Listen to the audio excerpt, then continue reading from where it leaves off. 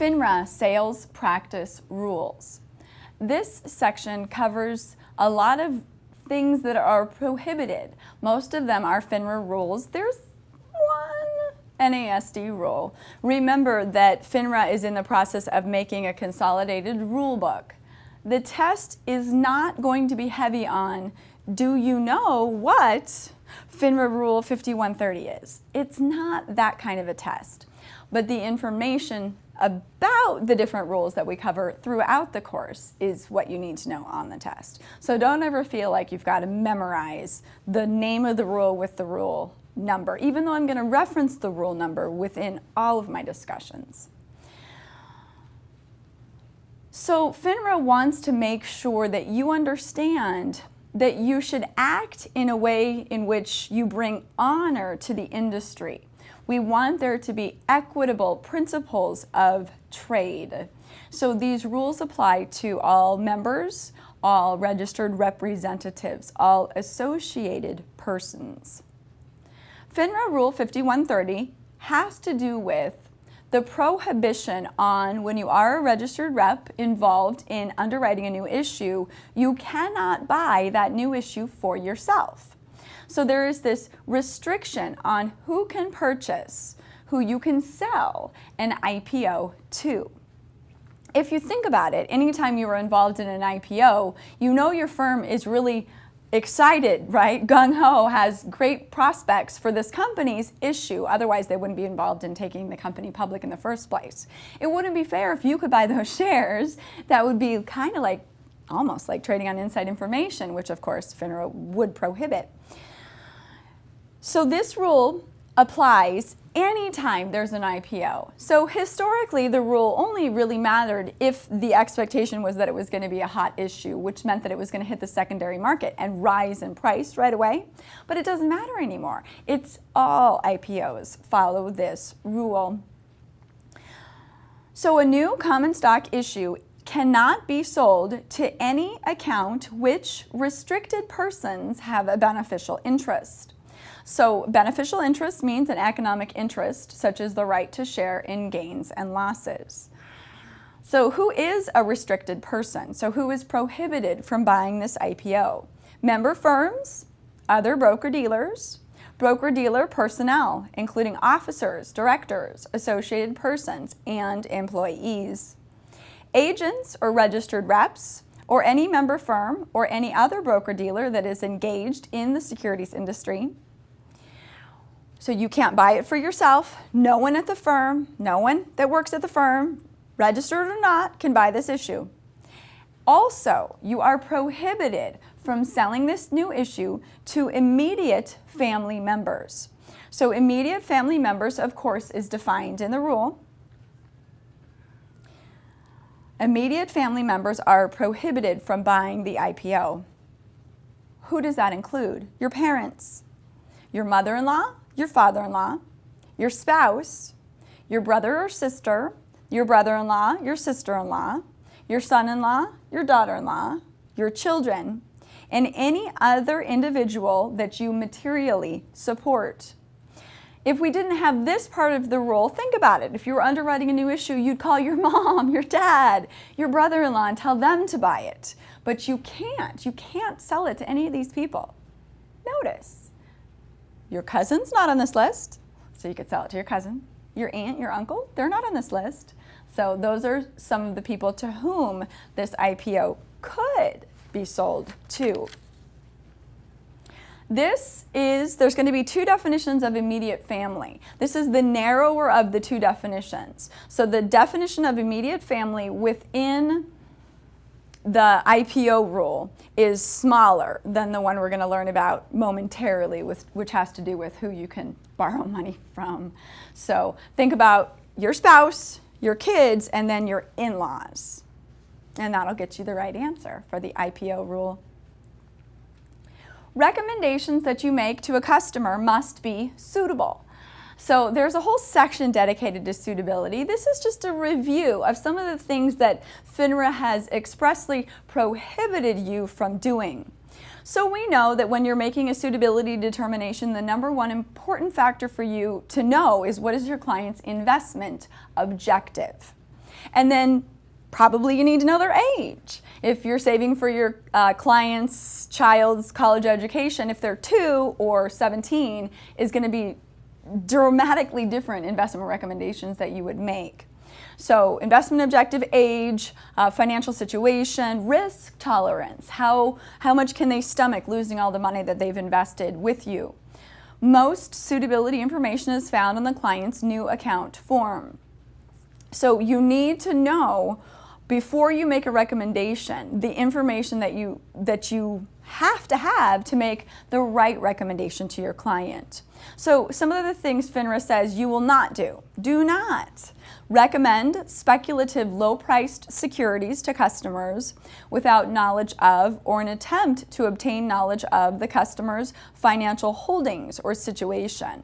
Just because securities are cheap doesn't mean they're good for people. So sometimes people have that misconception. So just because you're making a recommendation to buy something that doesn't cost a lot of money doesn't mean you shouldn't follow through and understand your customer's financial situation first. You should never recommend short-term trading of mutual fund shares. Not a good idea. So if you're buying, for example, a closed-in mutual fund or an exchange-traded fund, you're paying a commission on the buy and a commission on the sell. If you're buying an open-end mutual fund that has a sales load, you buy at the ask and you redeem at the bid, and if you were doing that in a short period of time, you'd always have a loss. So do not ever recommend short-term trading of mutual fund shares. You should never make a recommendation to purchase securities or that someone continues to purchase securities in amounts that are inconsistent with the customer's financial ability to pay. So if they've had problems paying you historically, don't keep making the same recommendations over time. You should not generate trading in a discretionary account excessive in size or frequency. That is prohibited. It's called churning. You cannot guarantee a profit in the securities industry. We wish, but you can't. And you cannot make a loss guarantee. You should never recommend tax-free municipal bonds to investors in low tax brackets. You know, the only time you make a recommendation that someone purchase a municipal bond is when they're in a high tax bracket. So if it's a suitability question about one of the choices that you can choose is municipal bond and nothing in the question gives you the customer's tax bracket, then you know muni bond is never the right answer. Municipal bonds are only suitable for investors in high tax brackets. FINRA expressly prohibits the practice of selling dividends. So we've talked about how when a stock or mutual fund share goes ex-dividend, the market price of that security in the perfect bubble of the testing environment will decrease by the amount of the dividend on the ex-dividend date. So if you tell someone it's best for you to buy the stock with the dividend attached, your commission's going to be higher than if they wait for it to go ex-dividend. So of course you'd rather make more commission. So you'd rather the client purchased at a higher price, but it's not in the best interest of the client to actually get the dividend because they'll end up having to pay taxes. So it's actually better for the client to wait. So if you explain how all of this works and they still want to buy it with a dividend, then you will not be violating the rule against selling dividends. A breakpoint sale is never a good idea. So sometimes mutual funds will have described within their prospectus a schedule of breakpoints. And the breakpoints are for large lump sum purchases where, depending upon how much they're putting in all at once, they get reduced sales charges. The more they put in, the less they pay. So let's say the breakpoint's at $10,000 and your client's putting in $9,000 and you're like, yes, because I'm going to make 5%, and if they put in 10, then I'm only going to make 4, so I'm so glad they're only putting in 9. No, you have to explain to them that if they put in another $1,000, heck, they could even sign a letter of intent. The letter of intent's good for the next 13 months, which would qualify for them for the breakpoint right now. They can backdate the letter of intent 90 days. You have to explain all of this to them. Otherwise, you're violating the FINRA rule against breakpoint sales. All broker-dealers must disclose to their customers, upon a customer's request, their balance sheet. So balance sheet is the assets, liabilities, and shareholders' equity of the broker-dealer. The broker-dealer does not have to disclose their income statement to their customers, but does have to, upon request, disclose their balance sheet. FINRA has a rule that all member firms can only deal with firms that are not members of FINRA at the same price that they would deal with a public customer. We have a rule about you cannot influence or reward employees of others. So in connection with the sale of investment company shares, no underwriter shall offer to pay to any member or associated person of a member anything of material value, in addition to the concession disclosed in the prospectus. Items of material value, but not limited to, cash and non-cash gifts amounting to more than $100 per person per year. So they can give you up to $100 per person per year. It's when it's more than $100 per person per year that it becomes prohibited. Payment of travel expenses and overnight lodging, if it's more than $100 per person per year, would be prohibited. So if you win the sales contest for selling the most mutual fund company shares and they send you to Hawaii, it feels free, but it's not free because they're going to give you a 1099 for the value of the trip because they have to. Otherwise, they're violating the FINRA rule about influencing or rewarding employees of others. Now, if you go out of town for a sales seminar and they pay those expenses related to that, that's not a violation.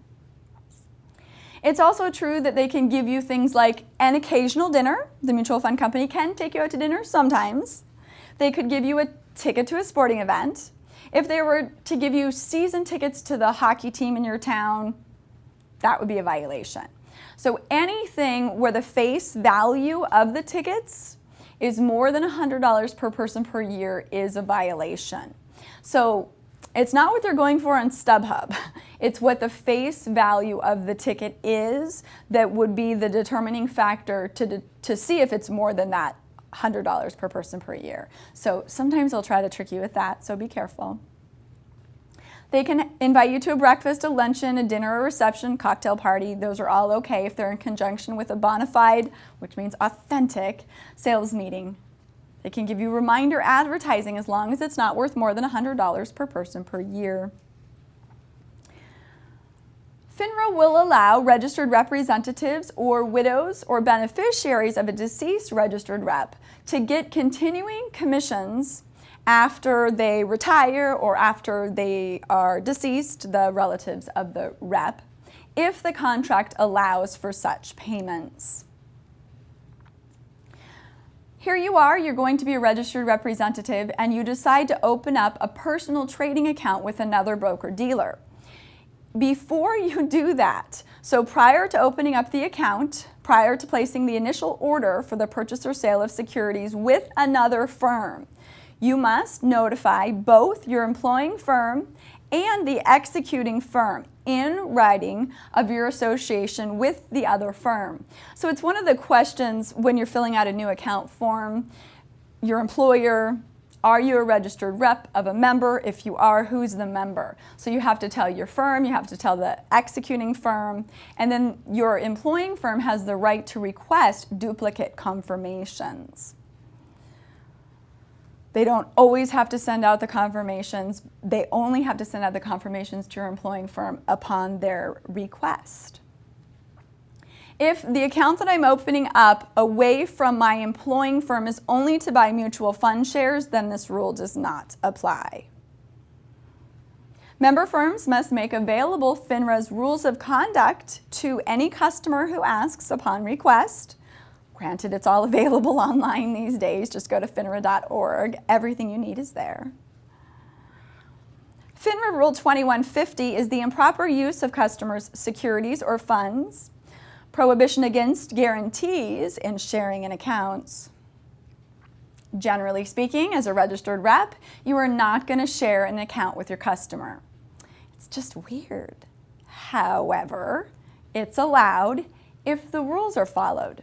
So a registered rep may share in the profits or losses of a customer's account if they have prior written authorization from their firm, They also would have to have permission of the customer to invest in the account, and then the only amount that they can share is in direct proportion to the amount of money they have invested in the account. So permission of the firm, permission of the customer. If I've put in 40% of the money in the account, then I can share in 40% of the profits or losses in that account. So it's kind of a weird rule. I suppose if I'm a registered rep and I'm married, I'm going to share in my spouse's account, and that's okay if these rules are followed. Generally speaking, we don't share in accounts with customers. Under this rule, we cannot make a profit guarantee, no loss guarantees, which we've mentioned. If a member firm has a customer limit order, so most of the orders your clients place, I want to buy 100 shares of Nike, I want to buy 1,000 shares of Apple. They don't specify a price. They're what we call market orders. But sometimes customers enter limit orders. Limit orders can be to buy or to sell. So limit orders are orders that are away from the current market price. So FINRA has a rule that says the member firm, because remember, member firms are broker-dealers. So broker-dealers are sometimes acting for their own account as a dealer. Broker-dealers may never trade ahead of a customer's limit order. They can never trade ahead of a customer's limit order. Customer orders take first priority always.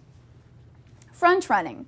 Front running is when a firm, it's a prohibited practice. It would occur when a firm trades before they give advice or before they make recommendations to customers to buy or sell a specific company's securities. So they kind of build up their own inventory of that company's stock in advance of making a recommendation to buy. Front running would be prohibited.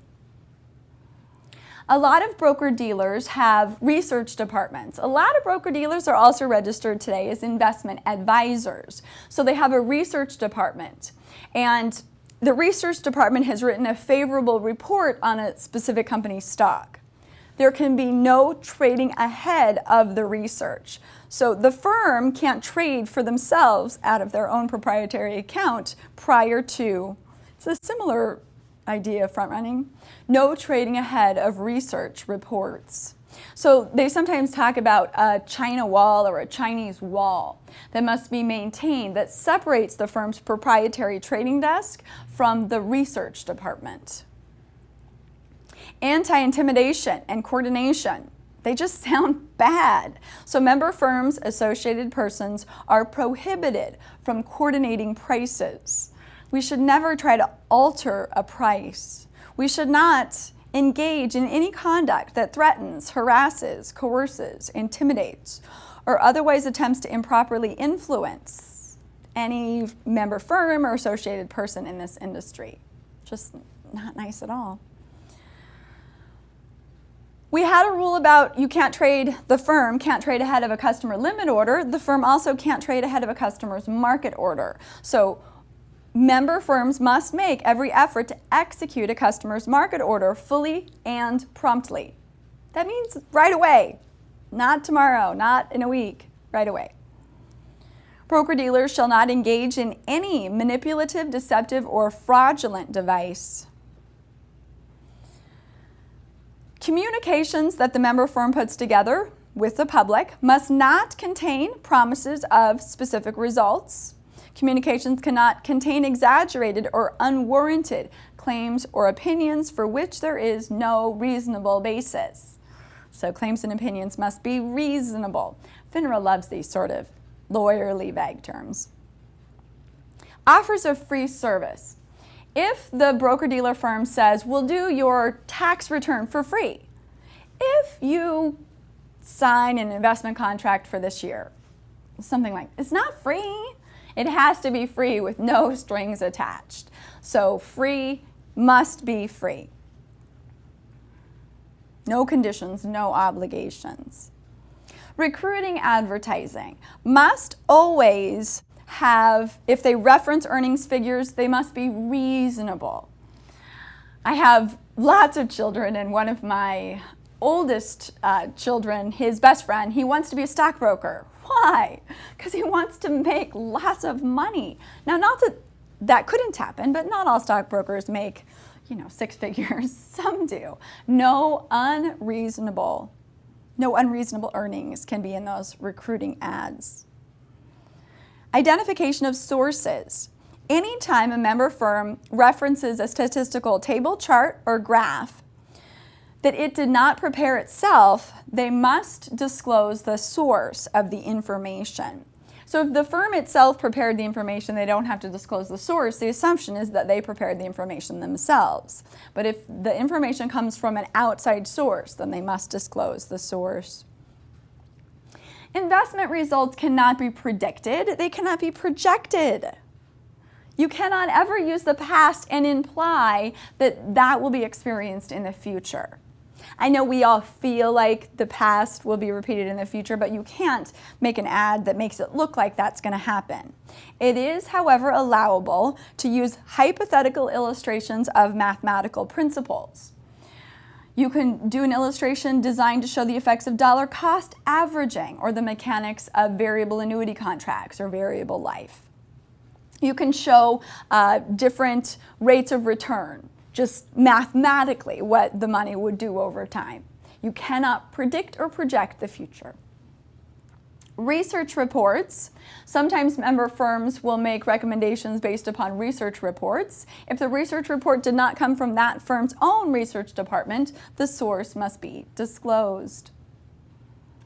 Customers' information must remain confidential. You can't talk about your client's holdings with the newspaper. No. The only time you can disclose any information about your clients is when they give you permission to do so or as required by law.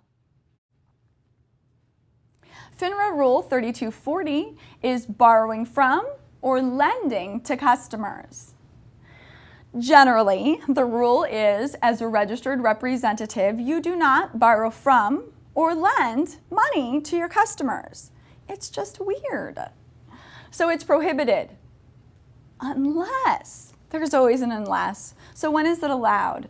If the member firm has written procedures allowing it and the lending or borrowing meets one of these conditions. So just generically, you cannot borrow money or lend money to your customers. However, if your firm allows it and one of these conditions is met, the customer is a member of the registered person's immediate family. So I can borrow money from my mom. I can lend money to my brother, as long as my firm has procedures allowing it. Usually you don't have to tell your firm if you're borrowing or lending money to or from your immediate family. It'd be kind of embarrassing, wouldn't it? Hey, by the way, I borrowed money from my dad this week. So generally speaking, you don't have to tell your firm in that situation. When else is it allowed? If the customer is a financial institution regularly engaged in the business of making loans, if the customer and the registered person are both registered persons of the same member firm, if the lending arrangement is based upon a personal relationship with the customer outside of the broker-customer relationship. So I borrow money from a customer, the firm allows it, and the customer happens to be my friend for the last 20 years. So we have a relationship long before they actually became a customer. It's also allowable if the lending arrangement is based upon a business relationship that I have outside of the broker-customer relationship. Member firms will have written procedures about lending and borrowing arrangements. Generally speaking, you don't have to tell your firm if you borrow, like I said, from your immediate family. Who's the immediate family now? So in this definition, I referenced this before, we have a larger family tree. So I can borrow or lend to lots more people. So it's like the same tree that got bigger.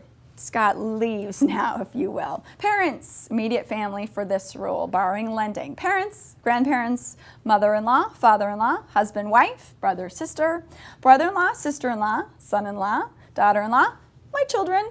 I can even borrow from my grandchildren or lend to my grandchildren, cousins, aunt, uncle, nephew, niece, and any other person whom the registered person supports to a material extent. So when you're selling the IPO, the tree is smaller. When you're borrowing and lending, it's a bigger tree. Lending tree, bigger tree. Ah, that works. Helps me remember. NASD Rule 2830. 8.30 has to do with selling investment company securities and the rule regarding the refund of sales charges. Now, I sort of talked about how with short-term trading of mutual fund shares, you buy at the ask, you redeem at the bid, which is NAV per share, and there's that sales charge. So there's a rule that says that if an open-end mutual fund company share is tendered for redemption within 7 business days after the date of the transaction, the dealer, broker, and underwriter shall refund all of their respective shares of all sales charges received to the issuer. So it's a refund of sales charges if the share is tendered for redemption within 7 business days after the date of the transaction. So it's not that the customer gets the money back, it's that the issuer doesn't have to pay you, the registered rep, for selling the share because it really didn't result in a sale. 12B1 fees were discussed in great detail previously, just a tiny bit of a review. So a 12B1 fee is an asset-based sales charge. So 12B1 fee is the SEC rule. FINRA tends to call it an asset-based sales charge. So it's a percentage of net assets that is an operating expense of the fund that's used to pay the cost associated with distributing a share. So ultimately, this 12B1 fee comes out of the net investment income of the fund, which results in the shareholder getting less in the form of dividends. So even though it's not like a load, when you buy a share with a load, open a mutual fund share, you buy it at the ask. The ask includes the sales charge. Remember that? The 12B1 fee is an operating expense. But because you as the shareholder get less in the form of dividends, you, the shareholder, ultimately pay the 12B1 fee. So there's a rule that says if the fund charges more than 0.25% of average net assets as their 12B1 fee, they cannot call themselves a no-load. They cannot call themselves a no-load. This NASD rule addresses quantity discounts if offered by the mutual fund company that must be made available on single purchases.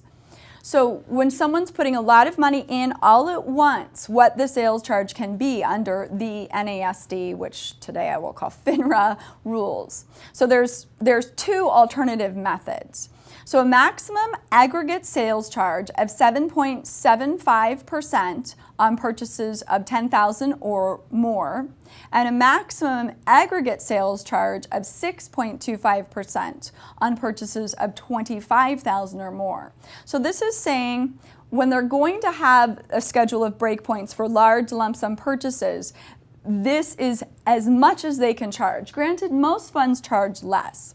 So that was the first choice. They could, instead of that choice, set it up this way, where there was a maximum aggregate sales charge of 7.5% on purchases of $15,000 or more, and a maximum aggregate sales charge of 6.25% on purchases of $25,000 or more. So the $25,000 or more is always 6.25. Really, the difference was the break point at 10, then it was 7.75, or was the break point at 15, then it was 7.5. If they don't allow the rights of accumulation as favorable as those quantity discounts for large lump sum purchases just described, then the maximum aggregate sales charge that the mutual fund can charge is 8%. So 8.5 is the general overall maximum. 0 is the minimum. If they don't have the right of accumulation with sales charges as favorable as the quantity discount breakpoints that we described, then the most they can charge for a sales charge falls to be, instead of 8.5, only 8. That concludes our discussion of FINRA and 1 NASD sales practice rule. Remember, read your key facts, practice your quiz. Have fun.